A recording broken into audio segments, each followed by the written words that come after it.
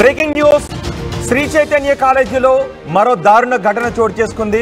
ఖమ్మం కవిరాజ్ నగర్లోని శ్రీ చైతన్య జూనియర్ కాలేజీలో inter first year చదువుతున్న విద్యార్థిని బలవన్మరణానికి పాల్పడింది. హాస్టల్ రూమ్లోనే ఫ్యాన్కు చున్నీతో గురివేసుకుని ఆత్మహత్యకు బలవన్మరణానికి పాల్పడింది విద్యార్థిని. తెల్లవారుజామున స్టడీ అవర్కు అటెండ్ అయింది యోగానందిని. వాష్రూమ్కు వెళతాను అని చెప్పి హాస్టల్ రూమ్కు వెళ్ళింది. ఆ తర్వాత మళ్ళీ హాస్టల్ రూమ్కు నందిని తిరిగి రాలేదు. ఎంతకు ఆమె తిరిగి రాకపోవడంతో హాస్టల్ రూమ్ తలుపులు తెరిచి చూశారు సిబ్బంది. దీంతో ఫ్యాన్కు ఉరివేసుకొని వేలాడుతూ కనిపించింది నందిని. విద్యార్థిని మృతి పట్ల విద్యార్థి సంఘాలు ఆందోళన వ్యక్తం చేస్తున్నాయి. నందిని స్వస్థలం అల్లూరు జిల్లాలోని ఎటపాక.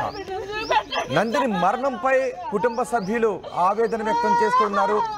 వేధింపుల కారణం అని చెప్తున్నారు. జూనియర్ కాలేజ్ ప్రిన్సిపల్ కూడా మాట్లాడారు. శ్రీ చైతన్య కాలేజ్ ప్రిన్సిపల్ ఈ ఘటనపై మాట్లాడారు.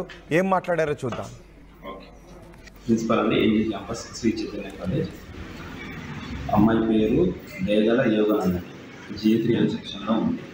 ఈరోజు ఉదయం 6:20 సుమారుగా ఆ టైంలో అమ్మాయి స్టడీ అవర్లో ఉంది. యాక్చువల్గా స్టడీ అవర్లో ఉంది. పర్సనల్ ప్రాబ్లం అని చెప్పి రూమ్కి వెళ్ళింది. ఫ్లాట్స్ మార్చుకోవడం కోసం రూమ్కి వెళ్ళిన తర్వాత ఒక 5 minutes తర్వాత రావడం చెప్పేసి మన వార్డెన్ ఇన్ఛార్జ్ మేడం వెళ్తున్నారు, లక్ష్మీ మేడం. వారు వెళ్ళి అబ్జర్వ్ చేసి అక్కడ డోర్ లాక్ చేసిన లోపల అమ్మాయి బయటకు రావడం చెప్పేసి డోర్ బద్దలు వచ్చి లోపలికి వెళ్ళి చూస్తే అమ్మాయి హ్యాండ్ చేసుకుని ఉంది. ఇమీడియట్గా అమ్మాయిని కిందకి దింపి హాస్పిటల్కి తీసుకెళ్ళారు. సంకల్ప హాస్పిటల్కి తీసుకెళ్ళిన తర్వాత వాళ్ళ చేతి ట్రీట్మెంట్ మొత్తం చేశారు. సిపిఆర్ ఎవరిథింగ్ చేసిన తర్వాత వాళ్ళు గవర్నమెంట్ హాస్పిటల్ తీసుకుని చెప్పారు. జరిగింది అమ్మాయి పర్సనల్ ప్రాబ్లం ఫ్లాట్స్ మార్చుకోవాలని చెప్పి వెళ్ళిందంట. ముందు వెళ్ళి డోర్ పెట్టుకొని ఇలా చేసుకుంది. ఎవరు ఇన్ఛార్జ్ ఎవరైతే ఉన్నారో వాళ్ళ క్లాస్ టీచర్ ఉంటారు, జైలు మేడం ఉంటారో ఆ మేడం చెప్పి అడిగి వెళ్ళింది. కానీ చాలా మంచి స్టూడెంట్ అమ్మాయి, చాలా మంచిగా చదువుకుంది. J6 సెక్షన్ నుండి J3 సెక్షన్లోకి వచ్చిన అమ్మాయి అండి. అంటే చక్కగా చదువుకునే అమ్మాయి, చక్కగా చదువుకునే అమ్మాయి. మాకు ఇప్పుడు మధ్యాహ్నం కాలేజీకి వచ్చిందండి అమ్మాయి. అమ్మాయి మార్క్స్ కూడా మంచి మార్క్స్ వస్తున్నాయి, మంచిగా చదువుతుంది అమ్మాయి. ఇందాక వాళ్ళతో కూడా మాట్లాడింది. వాళ్ళతో మాట్లాడి వాళ్ళు ఆల్రెడీ ప్రాబ్లమ్స్ చెప్పారు. ఓకే సార్, యాజమాన్యంతో ఎప్పటికప్పుడు మేము మాట్లాడుతూ ఉంటామండి. ఈ విషయం ఏది మాకు మేనేజ్మెంట్కి తెలవకుండా మీ సొంతంగా ఏది చేయవద్దు. చాలా జాగ్రత్తగా ఉంటుంది సార్. మీ క్యాంపస్లో ఆడపిల్లలు చాలా జాగ్రత్తగా ఉన్నారు సార్. ఏ చిన్న ఇష్యూ జరిగినా ఇమీడియట్గా దానిపైన ప్రాబ్లమ్ సాల్వ్ చేసే ప్రయత్నం చేస్తాను తప్పకుండా 100%. పేరెంట్స్కి ఇన్ఫార్మ్ చేస్తాను. మేడం మాట్లాడితే తర్వాత నేను కూడా మాట్లాడాను. పేరెంట్స్ చెప్తే ఏమన్నారు? హాస్పిటల్కి తీసుకెళ్ళాను సార్. అడావుల్లో హాస్పిటల్కి తీసుకెళ్ళాను. వెంటనే హాస్పిటల్కి తీసుకెళ్ళి చూపిస్తూనే మీకు సమాచారం వచ్చారు. వాళ్ళకు కూడా ఇన్ఫార్మ్ చేశారు సార్. అక్కడ నుంచి హాస్పిటల్ నుండే ఇన్ఫార్మ్ చేశారు. ఫస్ట్ ఇష్యూ జరిగిన డాక్టర్ ఏ డాక్టర్ చూపించారు? సంకల్ప హాస్పిటల్లో డాక్టర్ గారు ఉన్నారు, డ్యూటీ డాక్టర్ గారు ఉన్నారు, మేడం గారు ఉన్నారు. ఓకే, మేడం గారు చూశారు, మొత్తం చూసారు, సిపిఆర్ చేశారు. తర్వాత అది మానిటర్ చేసి మొత్తం ఎవ్రీథింగ్ అంటే వాళ్ళకి ట్రీట్మెంట్ ఏం చేయాలో అదంతా చేశారు. చేసిన తర్వాత ఒక కానిస్టేబుల్ గారు వచ్చారు. అక్కడికి వచ్చేసి అక్కడి నుంచి ఇక్కడికి గవర్నమెంట్ హాస్పిటల్ తీసుకున్నాం. ఇలాంటి విషయం ఎప్పుడు జరిగింది సార్. సార్ మేము చిన్న ప్రాబ్లం వచ్చినా కూడా ఇమీడియట్గా పిల్లలతో మాట్లాడి కౌన్సిలింగ్ ఇచ్చి మాట్లాడతాం సార్. ఏదైనా ఇబ్బంది ఉందని తీస్తే, వాళ్ళు ఇబ్బంది పడుతున్నట్టు తెలిస్తే పేరెంట్స్ని పిలిపించి పేరెంట్స్తో పాటు ఇంటికి పంపిస్తాం సార్ వాళ్ళ సేఫ్టీ కోసం. ఇక్కడ ఏ ఇష్యూ జరిగినా కూడా సార్ ఇమీడియట్గా యాక్షన్ తీసుకున్నాం సార్. పిల్లల పట్ల నెగ్లిజెన్స్ అనేది ఏమాత్రం ఉంది సార్. మీ పేరు పిల్లలు ఇస్తున్నా కానీ కింద ఇబ్బంది పడుతున్నా కానీ ఇమీడియట్గా మేము వాళ్ళకి పంపించుకొని వాళ్ళకి ఏదైనా ఇబ్బంది పడుతుందని తెలిస్తే పేరెంట్స్తో మాట్లాడతాం. ఇమీడియట్గా పేరెంట్స్కి ఇన్ఫార్మ్ చేసి అవసరమైతే ఇంటికి పంపిస్తాం సార్. వాళ్ళు రమ్మని చెప్పేసి ఇంటికి. విద్యార్థిని బలవన్మరణంతో కుటుంబ సభ్యులు గుండెలు అవసేలా రోధిస్తున్నారు. పోలీసులు అక్కడికి వచ్చి కేసు నమోదు చేసి విచారణ జరుపుతున్నారు. ఖమ్మం ప్రభుత్వ ఆసుపత్రి దగ్గర నుంచి విద్యార్థిని బలవన్మరణానికి సంబంధించి పూర్తి సమాచారం మా ప్రతినిధి దేవేందర్ అందిస్తారు. దేవేందర్, కుటుంబ సభ్యులు ఏమంటున్నారు? విద్యార్థిని మరణం గురించి పోలీసులు ఎటువంటి కేసు నమోదు చేశారు? ఖమ్మం నగరంలోని విద్యాలయాలన్నీ కూడా మృత్యుగుహాన్ని కల్పిస్తున్న పరిస్థితి కనపడుతోంది. ఎక్కడ ఎక్కడో ఒక చోట ఏదో ఒక రోజు విద్యార్థులను బలవన్మరణానికి పాల్పడుతున్నారు. అది యాజమాన్యాల వేధింప, అలాగే ఇది పిల్లల తప్పిదమా, ఇది తల్లిదండ్రుల తప్పిదమా ఏంటో ఏమీ అర్థం కాని పరిస్థితి నెలకొంటాం. ప్రస్తుతం ఖమ్మం నగరంలోని శ్రీ చైతన్య కాలేజీలో ఇంటర్ చదువుతున్న విద్యార్థిని ఉదయం స్టడీ వర్క్ వెళ్ళి చుండితో ఉరేసుకొని బలవన్మరణానికి పాల్పడిన సంఘటన ఖమ్మంలో కలకలం రేపుతున్న పరిస్థితి కనబడుతోంది. తల్లిదండ్రులు కన్నీరు మున్నీరుగా రోగిస్తున్న సంఘటన ఇక్కడ ఖమ్మం ప్రభుత్వ ఆసుపత్రి చూస్తున్నాము. భద్రాద్రి కొత్తగూడెం జిల్లాకు చెందిన దేగల యోగిత అనే విద్యార్థి తెల్లవారుజామున సీలింగ్ ఫ్యాన్ వేసుకొని చనిపోయిన ఘటన ఖమ్మంలో తోటి విద్యార్థులందరినీ కలిసివేసింది. ప్రస్తుతం మనం ఖమ్మం నగరంలోని మార్చిడి వద్ద ప్రధాన ఆసుపత్రి మనము ఇక్కడ విజువల్స్ చూసుకోవచ్చు. తల్లిదండ్రులు ఇప్పుడే కొద్దిసేపు క్రితమే ఇక్కడ ప్రభుత్వ ఆసుపత్రి చేరుకొని కన్నీరు మున్నీరుగా వినిపిస్తున్న పరిస్థితి కనబడుతుంది. తమ పిల్లల చావుకి కారణం ఏంటనేది ఒకసారిగా అడుగుతున్నారు. అంటే పోలీసులకి రోగిస్తున్న తీరును చూస్తుంటే పలువురు కండతడి పెట్టుకున్న పరిస్థితి కనబడతా ఉంది. అయ్యా, నా బిడ్డను ఒకసారి చూపించండి, నా బిడ్డను ఒకసారి నేను చూసుకుంటానంటూ కూడా తల్లిదండ్రులు కన్నీరు మున్నీరుగా వినిపిస్తున్న సంఘటన అయితే ఖమ్మం నగరంలో నెలకొంటా ఉంది. అసలు ఆ విద్యార్థిని మృతి చెందడానికి అసలు కారణాలు ఏంటో కూడా తెలియాల్సిన పరిస్థితి కనబడుతుంది. సో కొద్దిసేపటి క్రితమే తల్లిదండ్రులు ఘటనాస్థలానికి చేరుకున్నారు. ఇక్కడ పోలీసులు కూడా ఎక్కువగా పోలీసులు మొత్తం కూడా ఇక్కడ మోహరించి పోలీసులు కూడా ఇక్కడ మాట్లాడుతున్నారు. సో మన ప్రస్తుతం మన దగ్గర తల్లిదండ్రులు కూడా మనకు అందుబాటులో ఉన్నారు. ఒక్కసారిగా కూడా వారితో మాట్లాడే ప్రయత్నం అసలు ఏం జరిగింది, వాళ్ళ కుటుంబ పరిస్థితి ఏ విధంగా ఉంది, వాళ్ళ తల్లిదండ్రులు అసలు ఏం చేస్తారు, వాళ్ళ తల్లిదండ్రులు కూడా కొంచెం విద్యార్థి సంఘాలు కూడా ఇక్కడికి చేరుకున్నాయి. సో మొత్తంగా పిల్లలంతా కూడా విద్యార్థి సంఘాలు పోలీసులు కూడా ఇక్కడ మోహరించిన పరిస్థితి కనబడుతుంది. సో ఏది ఏమైనా విద్యార్థి బలవన్మరణానికి గల కారణాలు అయితే పూర్తిగా తెలియరాలేదు. పోలీసులు కేసులు నమోదు చేసుకుని దర్యాప్తు చేస్తున్న పరిస్థితి ఇక్కడ కనబడుతోంది. రోహిత్, రైట్, ఏమంటున్నారు అసలు పేరెంట్స్ ఏమంటున్నారు? ఎందుకు ఆ విద్యార్థిని స్నేహితులు ఏం చెప్తున్నారు? ఎందుకు తను వాష్రూమ్కి వెళ్తాను అని చెప్పి ఇంత దారుణానికి ఎందుకు పాల్పడింది? ఎందుకు తన ఆత్మహత్యకు పాల్పడింది?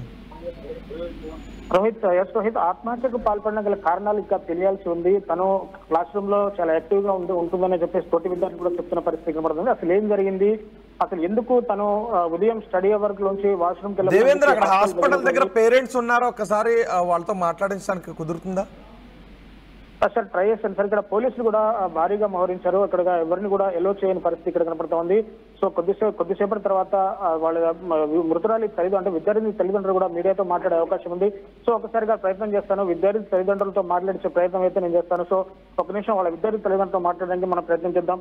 సో విద్యార్థి తల్లిదండ్రులు ఏమంటున్నారు అనేది కొద్దిసేపట్లో మనకు తెలియాల్సి ఉంది. ఒకసారిగా విద్యార్థి తల్లిదండ్రులు ఏమంటారు, అసలు వాళ్ళ కూతురు ఏ విధంగా చదువుకునేది కాలేజీలో, ఏ విధంగా ఉండేది, తోటి విద్యార్థులతో ఏ విధంగా ఉండేది అనే కారణాలు కూడా ఒక్కసారిగా వారితో మాట్లాడే ప్రయత్నం చేద్దాం. సో విద్యార్థి తల్లిదండ్రులు కూడా మాట్లాడే ప్రయత్నం చేస్తున్నాం, కానీ పోలీసులు కూడా ఇక్కడ అడ్డుకుంటున్న పరిస్థితి కనబడతా ఉంది. సో ఏది ఏమైనా అసలు విద్యార్థిని ఎలా మృతి చెందింది, అసలు ఎందుకు అంటే ఎందుకు పోలీసులు విద్యార్థిని తల్లిదండ్రులు మాట్లాడే అవకాశాన్ని పోలీసులు ఎందుకు ఇవ్వట్లేదు? మా కాలేజ్ లోపలకో వేరే చోట కాదు వెళ్తున్నారు, విద్యార్థిని తల్లిదండ్రులు కూడా బయటే ఉన్నారు. సో వాళ్ళని మాట్లాడొద్దు అని ఏమన్నా అంటూ ఉన్నారా? యాజమాన్యం మాట్లాడకుండా చేస్తుంది, దాన్ని పోలీసులు ఏమైనా పాటిస్తున్నారా? ఒకవేళ అక్కడ తల్లిదండ్రులు మాట్లాడతాను అని అంటే వాళ్ళ దగ్గరకు వెళ్లకుండా పోలీసులు ఎందుకు అడ్డుకుంటున్నారు ఇందులో? ఖచ్చితంగా కాలేజీ యాజమాన్యాలే పోలీసులకు చెప్పి వాళ్ళ తల్లిదండ్రులని మీడియాతో మాట్లాడుతూ చెప్తుంటారని చెప్పేసి అనేక అనుమానాలు వ్యక్తమవుతున్న పరిస్థితి కనబడుతుంది. ఆ మీడియా ఒకసారి పోలీసులతో కూడా మాట్లాడించే ప్రయత్నించండి, ఒకసారి ట్రై చేయండి పోలీసులు, ఎందుకంటే అది పబ్లిక్ ప్లేస్. అది ఒకవేళ తల్లిదండ్రులు అక్కడ పబ్లిక్ ప్లేస్ లో ఉంటే వాళ్ళు మాట్లాడుతాను ఉంటే మాట్లాడించండి, వాళ్ళ ఆరోపణ ఏంటో చూద్దాం. ఒకవేళ పోలీసులు అడ్డుకుంటే ఏం కేసు నమోదు చేశారు అడగండి. విద్యార్థి సంఘ నాయకులు కూడా ఉన్నారు. విద్యార్థి సంఘ నాయకులతో మాట్లాడిన తర్వాత కూడా పోలీసులతో మాట్లాడే ప్రయత్నం చేసిన తర్వాత తల్లిదండ్రులు కూడా మాట్లాడే ప్రయత్నం చేస్తారు. ప్రస్తుతం మన దగ్గర PDSU జిల్లా నాయకులు మన దగ్గర అందుబాటులో ఉన్నారు. ఒకసారిగా వెంకటేష్తో మాట్లాడడం, అసలు ఈ విద్యార్థిని మృతి గల సంఘటన ఏంటి, కారణాలు ఏంటో కూడా వాళ్ళకి కొంత వాళ్ళకి అవగాహన ఉంటుంది. కాలేజ్ యాజమాన్యంతో కూడా వాళ్ళు కొద్దిగా టచ్ లో ఉంటారు కాబట్టి. సో వెంకటేష్ చెప్పండి, ఈ రోజు తెల్లవారితో ఉన్న స్టడీ అవర్క్ వెళ్ళి వాష్రూమ్ కలర్స్ అని చెప్పి హాస్టల్ రూమ్ లో వేసుకుని విద్యార్థి చనిపోయింది. అసలు ఆ విద్యార్థి చనిపోవడానికి అసలు కారణం ఏంటి, అంటే కాలేజ్ యాజమాన్యం తప్పిదాని ఏమన్నా, అసలు మీరేమనుకుంటున్నారు, మీకు వచ్చిన ఇన్ఫర్మేషన్ ఏంటని చెప్పండి సార్. మనకి 2 రకాల ఇన్ఫర్మేషన్ అనేది వినిపిస్తా ఉంది. ఇక్కడ కాలేజీ సిబ్బంది ఎవరైతే ఉన్నారో మేము అడిగిన సందర్భంలో వాళ్ళు ఏమంటున్నారంటే, ఆ విద్యార్థిని ఎర్లీ మార్నింగ్ 6:30కి స్టడీ అవర్స్ ఉన్నవి, నాకు పర్సనల్ సమస్య ఉందని చెప్పేసి నేను వాష్రూమ్ పైకి వెళ్తున్నా అని చెప్పేసి నేను వెళ్ళిపోయిన మరుక్షణమే తను ఫ్యాన్ కి హ్యాంగింగ్ చేసుకుని చనిపోయిందని చెప్పేసి వాళ్ళు చెప్పడం జరిగింది. వాళ్ళు చెప్పే సందర్భంలో అక్కడ పోలీసు వాళ్ళకి కావచ్చు, సిబ్బంది కావచ్చు అనేది డైల్ చేసిన పరిస్థితి కనిపించడం లేదు. ఆ డైరెక్ట్ వాళ్ళు ప్రైవేట్ హాస్పిటల్ తీసుకెళ్లి అక్కడ ట్రీట్మెంట్ తీసుకెళ్లిన సందర్భంలో తను చచ్చిపోయిందని చెప్పేసి చెప్తాం జరుగుతా ఉన్నది. మేము అక్కడ విద్యార్థి తల్లిదండ్రులతో కూడా మేము మాట్లాడడం జరిగింది. మాట్లాడిన సందర్భంలో విద్యార్థి తల్లిదండ్రులు ఏమంటున్నారంటే వాళ్ళు ఫోన్ చేసి విద్యార్థిని ఇట్లా వాష్రూమ్కి వెళ్ళింది, ఇట్లా జారి ఇట్లా కింద పడిపోయింది, అనుమాస్పదంగా మృతి అని చెప్పేసి చెప్పడం జరుగుతా ఉన్నది. అది దీని మీద అనేక మాకు ఇప్పుడు తల్లిదండ్రులకు కావచ్చు, మాకు కావచ్చు, అందరికీ కూడా చాలా రకాల ఒత్తిడి జరుగుతా ఉంది. అంటే ఇటువంటి శ్రీయతిని అనేది ఇప్పుడు మొదటిది కాదు, చివరిది కాదు. చూసుకోవచ్చు విద్యార్థి సంఘ నాయకులు అంటే పీడిఎస్ రాష్ట్ర కార్యదర్శి కూడా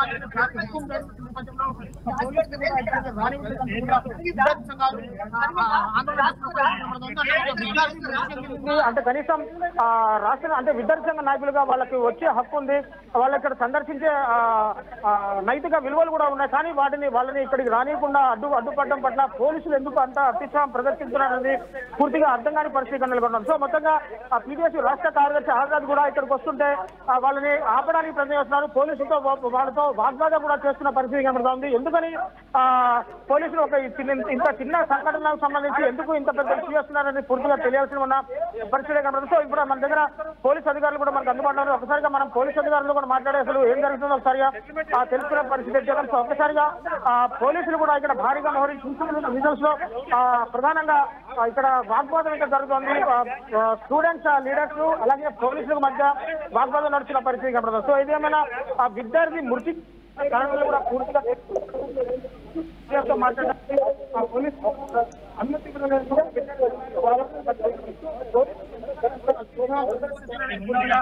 కారణాలు తెలియాలి. మన దగ్గర పోలీసు అధికారులు కూడా అందుబాటులో ఉన్నారు. ఒక్కసారి కూడా పోలీసు అధికారులతో మాట్లాడదాం. అసలు వాళ్ళకేమైనా కారణాలు తెలుసా, విద్యార్థి బలవన్మానం గల కారణాలు వాళ్ళకేమైనా తెలుసా అనేది ఒక్కసారిగా వాళ్ళతో మాట్లాడే ప్రయత్నిస్తాం. సో వాళ్ళతో మాట్లాడిస్తాను. విద్యార్థి సంఘాన్ని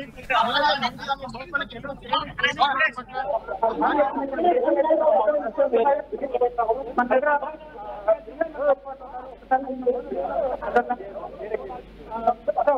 పోలీసులు కూడా దీనిపై మాట్లాడడానికి ఇష్టపడే పరిస్థితి కనబడుతుంది. సో పేరెంట్స్ కూడా వాళ్ళ కూతురు చనిపోయిందన్న బాధలో ఉన్నారు. వాళ్ళు కూడా కొత్త మాట్లాడలేకపోతున్నామంటూ కూడా చెప్తున్నారు. కానీ ఏదేమైనా ఇటు కాలేజ్ యాజమాన్యం తప్పిదమా, ఇటు విద్యార్థి తప్పిదమా అనేది పూర్తిగా కనబడుతుంది. రోహిత్. రైట్ దేవేందర్, శ్రీ చైతన్య కాలేజీలో మరో దారుణం చోటు చేసుకుంది.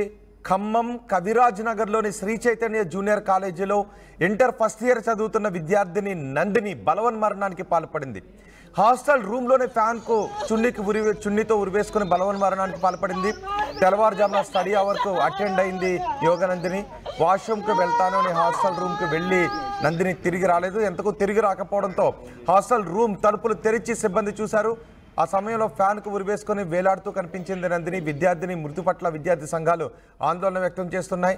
నందిని కుటుంబ సభ్యులు ఈ నందిని మరణంపై అనుమానాలను వ్యక్తం చేస్తున్నారు. విద్యార్థి సంఘాలు కూడా అక్కడికి వచ్చి ఆందోళన చేసే ప్రయత్నం చేస్తూ ఉండడంతో పోలీసులు వారిని అడ్డుకొని అక్కడ నుంచి పంపించి వేస్తున్నారు. ఫోన్ చేసిండు